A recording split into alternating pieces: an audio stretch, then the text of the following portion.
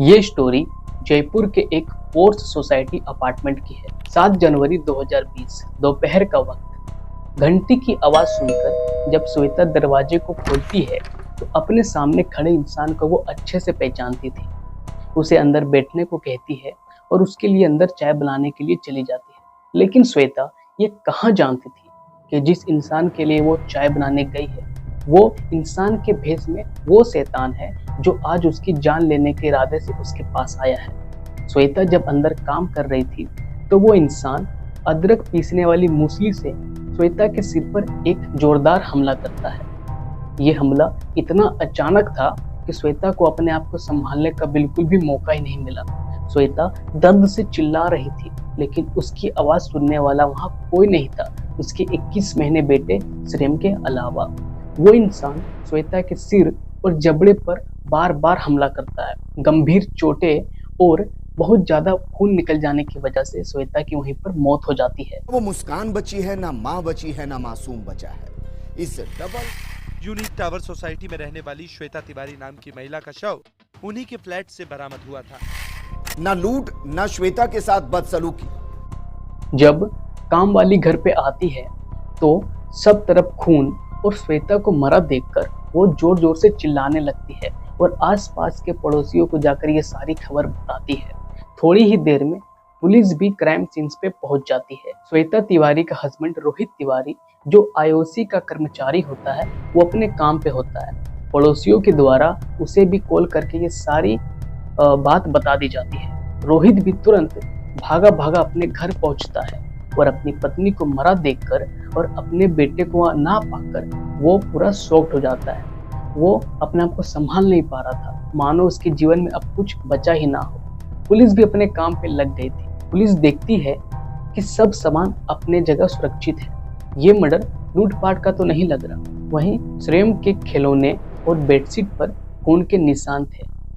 एक बड़ी अनहोनी की आशंका थी पुलिस को। थोड़ी देर बाद करीब 7:30 बजे रोहित तिवारी के फोन पे एक मैसेज आता है कि अगर तुम अपने बेटे को जिंदा देखना चाहते हो तो 30 लाख रुपए का इंतजाम कर लो। ये मैसेज श्वेता तिवारी के ही फोन से किया गया था।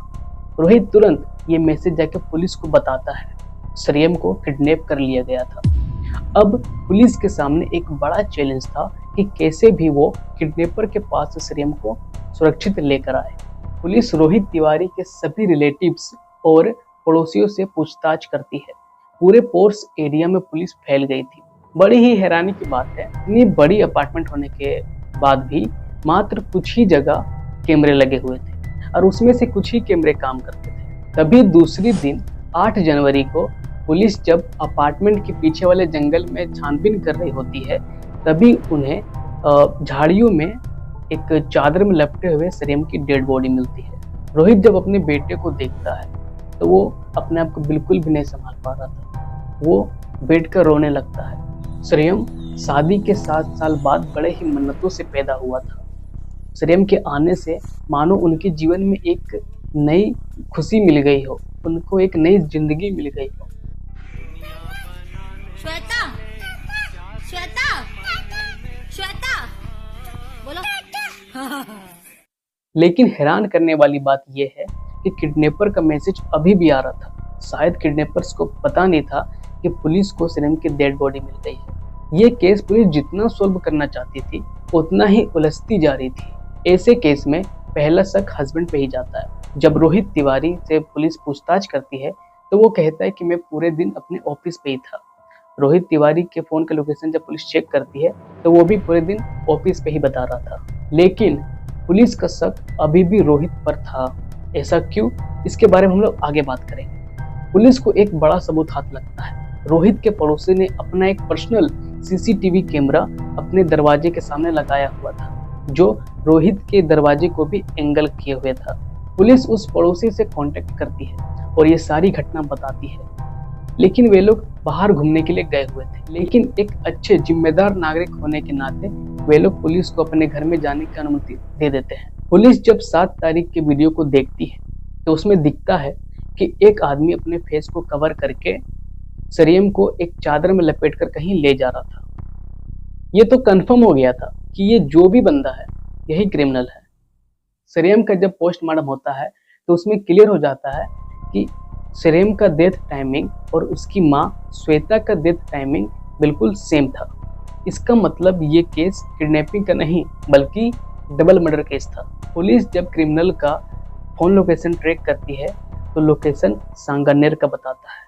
पुलिस जब पहले सारे रिलेटिव से पूछताछ करती है तो उसमें भी सांगानेर का जिक्र होता है। पुलिस सांगानेर जाती है और घर के बाहर वही जूते दिखते हैं जो उस वीडियो में दिखे थे।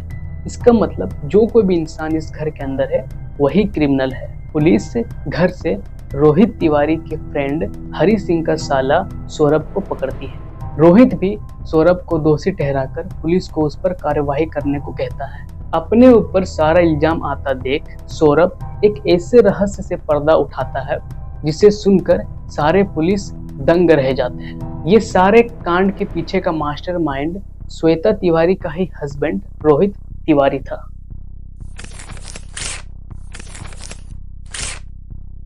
भला एक 21 महीने के मासूम बेटे से एक बाप को क्या दुश्मनी हो सकती है। पहले ये जानते हैं कि पुलिस को रोहित पर शक क्यों था। पुलिस जब श्वेता के माता पिता से पूछताछ करती है तो पता चलता है कि इन दोनों के बीच संबंध कुछ ठीक नहीं थे और समय के साथ इनका विवाद बढ़ता ही गया।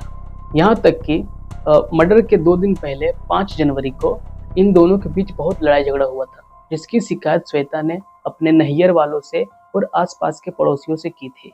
यहाँ तक कि कुछ समय पहले श्वेता ने एक सुसाइड नोट भी लिखा था जिसपे लिखा था कि अगर मुझे कुछ हो जाता है तो इसके जिम्मेदार मेरा पति रोहित तिवारी ही होगा। और जब पुलिस रोहित तिवारी का फोन चेक करती है तो उसमें उनको एक फोटो मिलता है जो पंजाब केसरी न्यूज का था। उस पे लिखा हुआ था कि एक पति ने अपनी ही पत्नी की हत्या कर ली सुसाइड। तो पुलिस को शक था कि कहीं ये इंसान इसी तरफ तो कहीं न सोच रहा था। अब सवाल ये खड़ा होता है कि रोहित तिवारी ने अपने ही बेबी बच्चों का मर्डर क्यों करवाया। जैसा कि हमने कहा कि इन दोनों का रिलेशन कुछ ठीक नहीं था और समय के साथ ये विवाद बढ़ता ही गया। रोहित चाहता था कि वो फिर से एक नई जिंदगी की शुरुआत करे, जिसके लिए उसे अपने बेबी बच्चों को रास्ते से हटाना पड़ेगा, क्योंकि उसका मानना था कि उसके बच्चे के रहते कोई लड़की उससे शादी नहीं करेगी, जिसकी बात वो अपने खास दोस्त हरी सिंह से करता है। लेकिन हरी सिंह कहता है कि इसमें तुम्हारी मदद मेरा साला सौरभ कर सकता है, ये मर्डर भी कर सकता है या किसी के जरिए करवा भी सकता है। जयपुर से पहले रोहित की पोस्टिंग उदयपुर में थी, वहीं पर सौरभ और रोहित का मुलाकात हुआ था। जब रोहित की पोस्टिंग जयपुर में हुई तो सौरभ और रोहित का मिलना जुलना बढ़ गया था। इनकी दोस्ती भी और बढ़ गई थी। इनके फैमिली भी एक दूसरे से काफी बार मिलजुल चुके थे। रोहित ने मर्डर का सारा प्लान पहले ही मिलकर एक रेस्टोरेंट में बना लिया था। प्लान के मुताबिक मर्डर करके इसे एक किडनैपिंग का रूप देना था। श्रेयम के बॉडी को ऐसे ठिकाना लगाना था कि पुलिस को कभी उसकी बॉडी मिले ही नहीं। लेकिन सौरभ जब श्रेयम की बॉडी को लेकर जा रहा था दफनाने के लिए तो लोगों की भीड़ देखकर वो उसे झाड़ियों में फेंक देता है और सोचता है कि बाद में आकर उसे ठिकाना लगा देगा। लेकिन सौरभ जब वापस आता है तो चारों तरफ पुलिस की भीड़ देखकर वो ऐसा कुछ नहीं कर पाता है और उससे पहले पुलिस को श्रेयम की डेड बॉडी मिल जाती है। जितना ही हैरान करने वाले इस मर्डर की वजह है उतना ही हैरान करने वाले इस मर्डर की डील। रोहित और सौरभ के बीच डील हुआ था कि श्वेता के मर्डर के बाद रोहित सौरभ की प्रेग्नेंट वाइफ का भी मर्डर करेगा। इन दोनों के प्लान से इनकी वाइफ बिल्कुल अनजान थी। इस केस में जयपुर पुलिस की जितनी तारीफ की जाए उतनी कम है। उन्होंने दिन रात एक करके मात्र कुछ ही दिन में इस केस को सॉल्व कर दिया। तो ये थी स्टोरी श्वेता और श्रेयम की। हो सके तो इस वीडियो को अपने खास लोगों के पास शेयर जरूर करें। मिलते हैं किसी और नए खबर के साथ। अपना ख्याल रखिएगा।